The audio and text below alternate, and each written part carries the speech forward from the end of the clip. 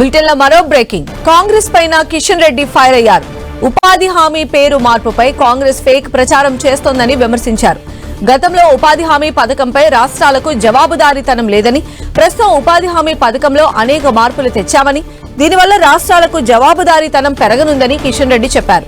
Administration నిధులను 9% పెంచామని, దీనివల్ల ఈ పథకం నిర్వహణ, పర్యవేక్షణ కోసం సిబ్బందిని నియమించుకోవచ్చన్నారు. పనులకు సంబంధించి జియో ట్యాగింగ్ ఉంటుందని, అవకతవకలు జరిగే ఆస్కారం లేదన్నారు.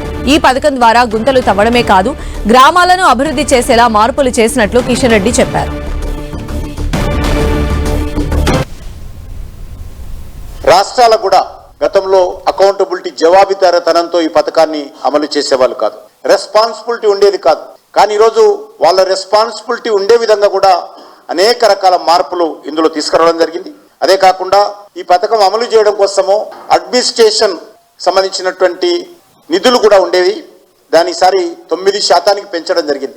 ఒక 100 రూపాయలు ఖర్చు పెడితే 9 రూపాయలు ఈ పథకం అమలు చేయడం కోసం కావాల్సినటువంటి ఖర్చు సూపర్వైజర్ కోసం కానీ, ఆడిట్ కోసం కానీ, పేపరింగ్ కానీ ఇతరతరగా చేయొచ్చు. దీని ద్వారా ఈ పథకం నిర్వహణ కోసము సరైనటువంటి పర్యవేక్షణ కోసం కావాల్సినటువంటి సిబ్బందిని కూడా ఏర్పాటు చేసుకోవచ్చు. ఎందుకంటే జియో ట్యాగింగ్ ఉంటుంది. ఎక్కడెక్కడైతే పని జరిగిందో ఆ పనులకు సంబంధించినటువంటి పర్యవేక్షణ కూడా కేంద్ర ప్రభుత్వం చాలా పెద్ద ఎత్తున చేయబోతుందనే విషయాన్ని ఈ సందర్భంగా మనం చేస్తున్నాం.